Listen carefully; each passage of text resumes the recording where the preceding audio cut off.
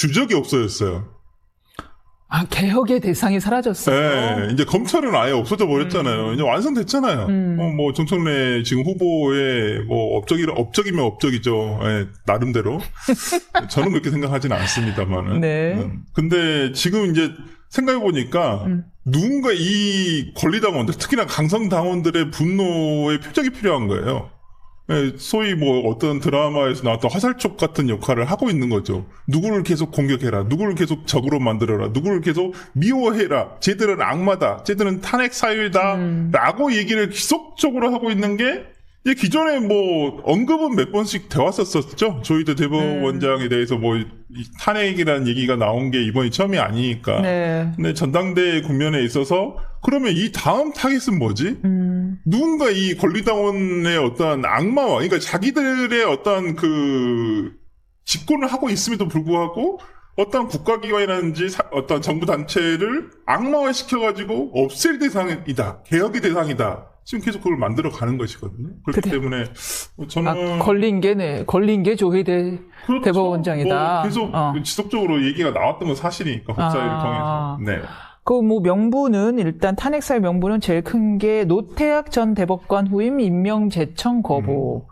계속해서 지금 화면 공석이기는 해요. 그리고 네. 비상계엄 침묵과 동조, 그리고 이 대통령 유죄 취지 파기환송 개입인데 이 조희대 탄핵론에 대해서 청와대도 공감하고 있다라는 보도가 아니자 강유정 대변인이 전혀 사실이 아니라고 부인은 했습니다만은 이 탄핵론을 띄운 게 김민석, 송영길 이른바 친명 후보란 말이에요. 네. 정말로 속내가 그게 아닐까요? 지금 이거 뭐 겉으로야 당연히 그런 게 아니다라고 얘기할 수밖에 없죠. 그게 맞아요 해버리면 그건 뭐가 되겠습니까?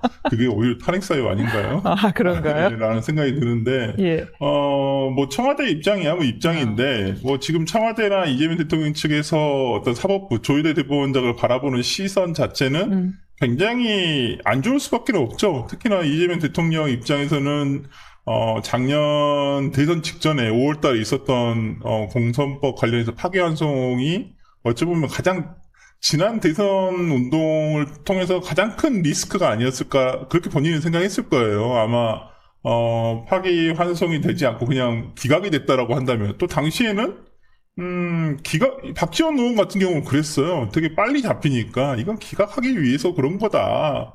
라고 얘기까지 했을 정도거든요. 내부자랑 얘기가 다 됐다. 네, 뭐 자기가 다 정보를 통해서 들었다라고까지 얘기를 했단 말이에요. 그걸 다 언론에 나왔으니까 얘기를 했고 그럼에도 불구하고 지극히 정상적인 이건 뭐 제 주관적인 판단입니다만은 지극히 정상적이게도 파기환송이 나온 거예요. 2심 판결 자체가 말이 안 됐던 판결이었거든요. 만약에 2심 판결의 논리대로 하게 된다면 공선법상 허위사실 공표죄는 없어져도 이상하지 않아요. 예, 그래서 행위는 없애겠대요. 네. 행위. 아직 안 없애고 있잖아요. 그때만 하더라도 당장이라도 없앨 것 같이 얘기를 하던데, 뭐 지금은 되고 나니까 별로 없애야 되나? 왜냐하면은, 윤석열 대통령이, 전 대통령이 걸려있잖아요. 그렇죠. 그것도 마찬가지고. 그렇기 때문에 지금 당장 또 없애지는 않고 있단 말이에요. 그렇다고 한다면. 처벌할 사람들이 남아있으니까. 네. 그래서 자기만 안 걸리면 돼라는 어떤 생각이었겠죠. 그렇다고 한다면, 지금 민주당이 보여주고 있는, 그 다음에 대통령 측에서 보여주고 있는 것은, 일단, 조희대 대법원장에 대해서는 불편한 심기는 분명히 있다. 그래서 이걸 어떻게 할까라고 하는데, 근데 어떻게 하겠습니까? 탄핵으로 하겠습니까? 근데 이걸, 소위 말하는, 이게 김민석 의원이라든지 송영길 후보를 통해서 나왔다는 것은, 대통령과 대통령 측근의 어떤 공감대가 형성이 돼 있다는 거예요. 조희대를 어떻게 해야 되는데, 조희대 대법원장을 저대로 놔둘 수는 없는데, 이렇게 생각을 하거든요. 무슨 꼬투리를 잡아서라도, 어떻게든 갈아치우고 싶은데, 마음 같아서는 진작에 갈아치우고 싶었겠죠. 근데 이게 대법원장도 인기가 있기 때문에 그렇게 하지 못한 것이라고 생각을 하고, 저는 그러한 부분에 있어서 지금 뭐 탄핵 사유라고 삼고 있는 것들이란 것들이, 뭐 노태학 대법관 이후에 임명 제청을 거부하고 있다든지 비상계엄에 침묵하고 동조를 했다든지 그다음에 뭐 마찬가지로 이재명 대통령이 공선법에 파기환송에 개입을 했다고 하는데 도대체 그러면 대법원장이 개입을 안 하고 뭐 판사 보고 판결하지 말라는 얘기인지 저는 좀 이해가 안 되고 비상계엄에 대해서 무슨 침묵하고 동조를 했다고 하면 저도 거기에 대해서 객관적으로 방송에서 빼놓고는 입장 발표한 적이 없는데 동조하셨네. 동조하셨네. 그러면 수많은 또 당시의 공직자들 중에 그냥 그런 것부터 하고 반밤에 해프닝으로 생각하고 끝낸 사람도 있을 거 아니에요. 대신 그 계엄 선포에 대해서는 잘못했다, 잘못된 선포다라고 생각하는 사람들이 대부분일 거 아니에요. 친목과 동조가 모두 다 그 비상계엄에 동의했다라고 판단하는 것은 도대체 무슨 논리인지 저는 이해가 되지 않습니다. 그러게 말입니다. 이제 말씀하신 대로 김민석, 송영길 후보가 이제 이 패는 꽃놀이패라고 생각을 한 것 같아요. 왜냐하면 강성 지지자들, 친청계 쪽 역시도 뭐 딱히 싫어하지 않을 주제고, 왜냐하면 김용민 의원들이 얘기했던 적도 있고, 또한 그 다음에 당장 민주당 당사를 팔냐 아느냐의 문제가 될 수 있기 때문에 이재명 대통령이 결국 유죄가 되면 민주당의 당사를 팔아야 되잖아요. 그렇죠. 400억 네, 그렇죠. 보조금 받은 거. 네. 이러다 보니 공통의 이익과 관련된 문제다 보니 강성당원도 딱히 반대하지 않을 것 같고, 그래서 꽃놀이패로 내놓은 것 같은데 별로 반응은 없어요. 그러니까 저는 지금의 어떤 이 내용이 어떤 조희대 대법원장에 대한 탄핵을 하겠다고 해봐야 그게 힘을 얻지를 못하는 게 지금 민주당이 하고 있는 수많은 갑자기 지금 폭탄처럼 모든 다 던지고 있는데 뭐 청와대발 여러 세제 개편안이라든지 그다음에 이 세제 개편안뿐만 아니라 뭐 주식시장에서의 어떤 ETF 문제라든지 이런 문제에 있어서 뭐 하나도 해결된 거 없이 던지고만 있잖아요. 뭐 해결책이 나오고 있나요? 뭐 부동산 관련해가지고 뭐 대통령은 토론회를 2번이나 개최를 하고 거기에 대해서 지금 공급 대책을 계속 내놓겠다고는 하지만 지금 시장에서 대통령이 지금 부동산 정책에 대해서 어떤 내놓고 있는 해결책에 대해서 긍정적이다. 와 이게 진짜 될 것 같은데? 이렇게 생각하는 국민이 얼마나 있어요? 오히려 지금 공급 의지를 의심하고 있죠. 공급을 하겠다는 게 지금 오세훈 서울시장 같은 경우에는 민간 주도로 해서 재건축이나 재개발을 통해서 공급을 최대한 늘려보자라고 얘기를 하는 것이고, 근데 지금 그 정부 측이라든지 청와대에서 주로 얘기를 하는, 물론 이제 민간 분양도 포함을 하는 것이지만, 지금 공공임대라든지 공공에서 할 수 있는 것들을 최대한 해보자. 이렇게 지금 가고 있는 거예요. 그러네요. 네. 임대 형태의 공급. 아니, 근데 우리가 모르겠습니다. 이제 뭐 주거에 대한 국민들의 인식이 언제 바뀔지는 모르겠습니다만은, 본다고 한다면 최대한 자기는 다 좋은 데 살고 싶은 생각 가지고 있는 게 대다수의 국민 아닌가요? 최소한 버스는 아니어야죠. 좋은 데까지 바라지도 않아. 버스는 아니어야죠. 버스도 할 만이 많은데, 하여튼 뭐 저는 지금 정부에 이렇게 내놓고 있는 것들이 힘을 못 받고 있어요. 특히나 뭐 조희대 대법원장에 대한 탄핵안도 힘을 받으려면은 민주당과 그다음에 대통령의 지지율이 상승 곡선일 때 그러니까 어찌 보면 가능할 수도 있었던 얘기겠죠. 근데 지금은 오히려 하강 곡선을 그리고 있단 말이에요. 오히려 꺾였어요. 네. 지금 대통령의 긍정평가율과 부정평가율에서 이미 그 크로스오버가 된 것은 징직에 나왔던 얘기예요. 오늘 이번 주도 리얼미터에서 오늘 발표한 거에 따르면 43.3% 최저치를 또 경신했다. 아니 그 취임후 최저치 지난주도 취임후 최저치였어요. 지금 취임후 최저치를 계속 가는 날들이 오히려 이 단어가 앞으로 우리가 더 많이 볼 단어예요. 반등한다라기보다는. 이제는 50% 넘기 굉장히 힘들걸요. 특별한 조치가 있지 않는 한은. 제가 봤을 때는 그렇다고 본다고 한다면 지금에 와서 어떤 조희대 대법원장에 대한 탄핵에 대해서 국민적 지지라든지 오히려 그 내부 지지층 내에서 강성 지지층 외에 어떤 연성 지지층에서는 이건 더 이상 지지받지 못할 저는 탄핵안이라고 봅니다. 그런데 그 와중에 한덕수 전 총리와 이상민 전 장관 굉장히 중형을 선고받으셨죠. 네. 내란 혐의 상고심이 대법원 전원합의체 심리를 받게 됐습니다. 그러자 서영교 의원이 조 대법원장을 향해서 무슨 꿍꿍이냐. 어떻게 보세요?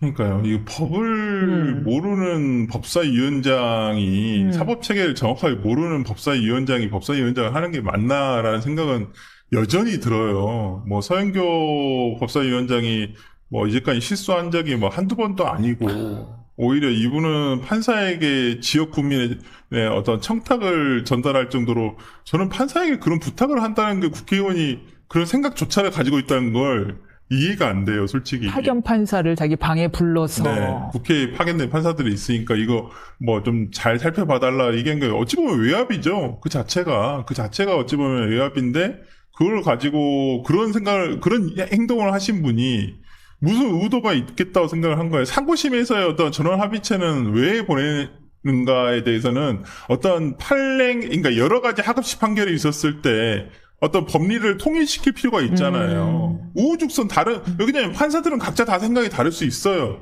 어떤 판사는 지난 비상계엄을 가지고 요건에 어긋난다고 생각할 수도 있고, 아니면 요건에는 어긋나지만 또 다르게 생각할 수 있는 여러 가지 포인트가 있단 말이에요. 그리고 양형의 형평성도 맞춰야 되는데 그러니까요. 누구는 구형보다 많이 하고 누구는 구형보다 적게 하고. 그렇죠. 그러니까 그런 내용도 있고 그렇기 때문에, 그러니까 김건희 씨 판례를 보더라도 명태균. 예, 명태균 씨 관련한 판례를 보더라도 그건 대가성이 없다라고 김건희 씨 판례에서는 봤지만은 윤석열 전 대통령과 그다음 오세훈 서울시장 같은 경우는 대가성이 있다라고 또 본 거예요. 알았을 것이다 또 본 거란 말이에요. 그렇다고 한다면 이걸 정리를 할 필요가 있는 거죠. 그래서 저는 합의체를 갖은 거잖아요. 그러네요. 네, 그러면 이것도 마찬가지예요. 한덕수, 이상민 같은 경우에, 그러니까 지난 비상계엄 사태에서 발포권자는 어찌 보면 이제 윤석열 전 대통령이지만은 주도를 했다라고 보기에는 좀 어렵고, 당시에 국무회의에 참석을 해가지고 어떤 상의를 했다라는, 그러니까 우리가 소위 말하는 법률상으로는 공동정범이 될 수도 있죠. 공범이란 것은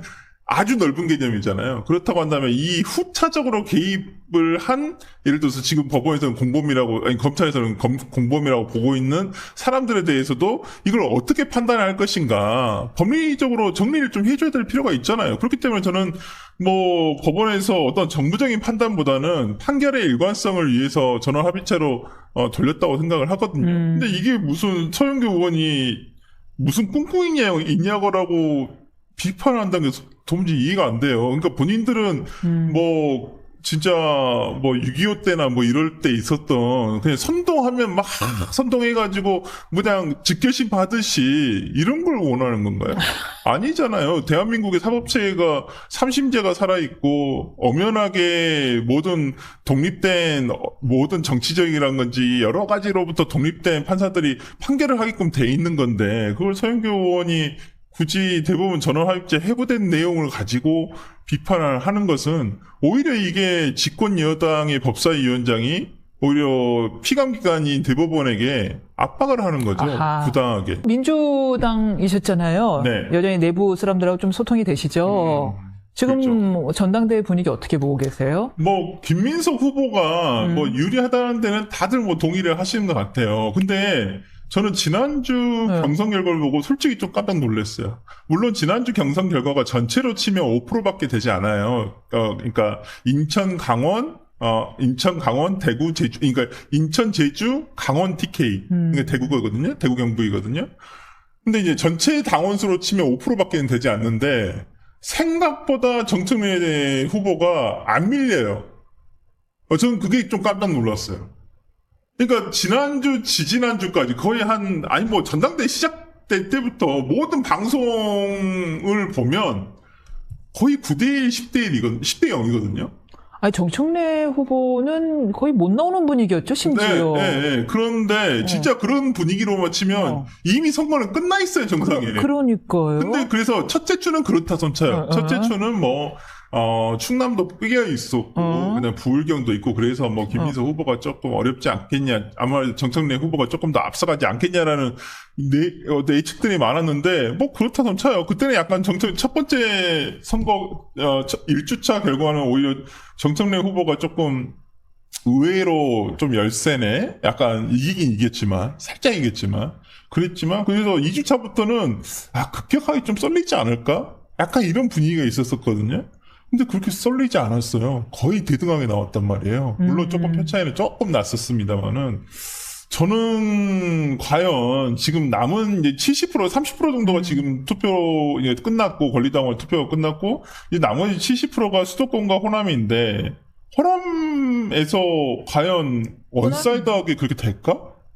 원사이드하게 김민석 후보에게 갈까라는 분이고요. 네, 저는 그렇게 갈 것 같아요. 왜요? 지금 의외로. 호남이 반도체 팹 문제 때문에 김민석 후보가 잘 나올 거다. 근데 네. 반도체 물론 광주 분들한테 저도 이제 광주 사람이니까 여쭤보기도 하면 네. 다 좋아하시죠. 되면 좋겠다. 아니 저도 마찬가지. 저도 되면 좋겠어요, 솔직히. 저도 그래요. 네, 되면 좋겠는데 최근에 가뭄 졌잖아요. 비가 안 왔어요, 남부지방에도. 먹을 근데 것도 부족하고. 용수 문제 어떡할 거예요? 지금 아니 호수가 저수지가 한실의 문제죠. 말라가고 호수가 말라가고 있는데 지금 반도체 팹을 돌리기 위해서는 이 대량의 용수 공급이 필요하거든요. 지금 근데 얼마 전에 바꾼 그 어떤 조례인가요? 법에서도 농업용수를 공업용수 우선으로 바꿀 수 있다라고 지금 그걸 바꿨단 말이에요. 그러면 저는 그게 약간 반도체 공장을 생각을 염두에 두고 한 건 아닌가라는 그러네. 생각이 좀 들었어요. 예. 그렇다고 한다면 이걸 누가 반겨할까? 그리고 실제 댐을 추가로 공사를 한다든지 어떤 좀 구체적인 안이 나와야 돼요. 그리고 뭐 지금 군공항 이전 문제, 그러니까 광주 군공항 부지에다 지금 한다는 거잖아요. 근데 지금 무안공항이 민간공항이 있단 말이에요. 그러니까 대통령이 얼마 전에도 그 얘기를 하셨는데 무안공항 지금 빨리 재개항 해야 되는 거 아니냐. 근데 조금 유족 탓을 하는 듯한 뉘앙스의 말씀을 하셨다면, 뭐 유족들의 입장은 충분히 본인도 이해는 하겠지만은, 그 이퀄라이저라고 해서 그 비행기가 무안공항 사고 때 그 충돌을 했던 그 시멘트 구조물, 그걸 이제 뭐 어떤 공사를 해야 된다라고 하는데, 지금 유족들 입장에서는 그거 안 된다. 아직 유해도 다 유해도 수습이 안 됐다. 끝난 문제가 아니다라고 얘기를 하고 있기 때문에 저 이런 부분에 있어서 재개항을 좀 서두르듯이 얘기를 했단 말이에요. 대통령이. 근데 지금 그것도 쉽지가 않단 말이에요. 그리고 군공항 이전도 그게 당장 아무리 빨리 해도 3년 정도 걸린다는 거예요. 그럼 군공항 이전한 다음에 공장이 지어져야 되는데 그러니까 이런 현실적인 어려움 등이 많아요. 근데 대통령이나 청와대에서 그 뒤에 가겠다라고 한 다음에 기업에서는 아무런 반응이 없어요. 알았어. 그냥 댐도 지어지고 전력도 원자로가 하나 있어야 될 것 같은데요. 이렇게 얘기를 하고 건의만 한 상태이고 거기에 대해서 정부에서 가타부터 대답도 없어요. 분명히 원자로가 있어야 돼요. 있어야지만 24시간 돌린단 말이에요, 공장을. 그냥 소위 말하는 우리가 얘기하는 풍력 발전이라든지 태양광 이것만으로는 안 된단 말이에요. 안 된다고 뻔히 알잖아요. 예. 그렇다고 한다면 이러한 후속 조치가 이어지지 않는다고 한다면 호남에서. 분명히 호남에서도 이게 되는 거야, 마는 거야. 이 소위 말하는 김민석 밀어주기에 위한 이 호남 반도체가 동력이 조금 상실될 수도 있을 것 같아요. 그래서 제가 봤을 때는 아주 김민석 후보가 이길 확률이 굉장히 높긴 한데. 근데 그건 그래요. 네. 사실 정청래 후보가 대표된다고 반도체 팹 빠꾸하겠어요? 그건 아니잖아. 아니죠. 그러니까. 그걸 반대할 사람은 없죠. 그러니까 내 얘기는 정청래 후보가 된다고 해서 반도체 팹에 큰 영향을 미치지 않는 이상 호남 사람들 입장에서는 다른 요소를 좀 더 고려할 수밖에 없을 것 같아요. 그래서 이제 정청래 후보가 이제 어제 강원 연설회에서 이름도 바꿔 부르는까지 MB를 그렇게 좋아하시는지 몰랐어요. 아니, 이명박 대통령이라고 불렀대는데 이게 벌써 세 번째라면서요? 그러니까요. 아니, 머릿속에 이명박 대통령 시절이 좋았다는 걸 본인도 잘 알고 계시나 봐. 그러니까 이재명 대통령과 이명박 대통령을 헷갈리시는 것 같은데. 하여튼 이재명 대통령 연임기간 안에, 재임기간 안에, 네. 연임이라고 말했네? 어머! 머리가 나왔어, 머릿속에 생각이. 재임기간 안에, 네. 반도체, 이제 생산을 할 수 있도록 하겠다. 이 얘기를 하고 있으니까 앞으로 4년밖에 안 남았는데, 어떻게 짓고 한다는 얘기인지 모르겠지만, 어찌됐든 간에, 정청래 후보가 된다 해서 호남 반도체를 안 하겠어요. 그러니까요. 당연히 하는 것이고, 그렇다고 한다면 저는 김민석 후보가 약해요. 이재명 대통령의 후광을 빼놓고는 뭐가 있지? 도대체? 그렇죠. 그래서 점점 목소리가 높아지고 있는데. 네. 그리고 생각보다 정청래 후보가 굉장히 잘하고 있다고 봐요. 저는 의외로. 게다가 추미애 도지사도 지원 사격에 나섰고요. 아니 원래 추미애 의원은 이재명 대통령 결이 많이 달라요. 원래. 그리고 본인이 아마 민주당의 본류라고 생각할 거예요. 정통적인. 왜냐면 DJ의회에서 김대중 대통령에서 발탁이 됐고 대구 출신이고 판사 출신이 자기를 발탁했고 그렇다고 한다면 정확하게는 저는 발탁 비하인드 스토리를 아는데 정민철 헌정회장 네. 예, 사법연수원 이렇게 쭉 명단을 보고 네. 광주 출신의 네. TK 출신의 네. 어디 여자 법조인 어디 없나 찾아서 딱 찜된 게 추미애 의원이. 왜냐하면 이제 이쪽에 나경원이었나 누가 나온 거예요. 그렇죠. 미모의 법조인이 나오니까 대항마로 우리도 그럼 미모의 법조인 하나 골라야겠다 그래서 봤는데 마침 대구 출신이 있는데 마침 광주 판사더라는 거예요. 그래서 정민철 헌정회장이 직접 전화를 했었다. 전혀 뭐 그게 없었는데 예. 또 남편도 또 호남 사람이니까 뭐 그런 뭐 여러 가지 이유에 의해서 그렇기 때문에 추미애 의원은 본인이 민주당의 정통이라고 생각하고 본인이 적자라고 생각할 거예요. 어찌 보면. 그렇다고 한다면 정청래 의원이 본인과 이재명 대통령보다는 더 오랜 같이 정치를 했었었고 더 가깝다고 생각을 하죠. 그리고 이재명 대통령에 대해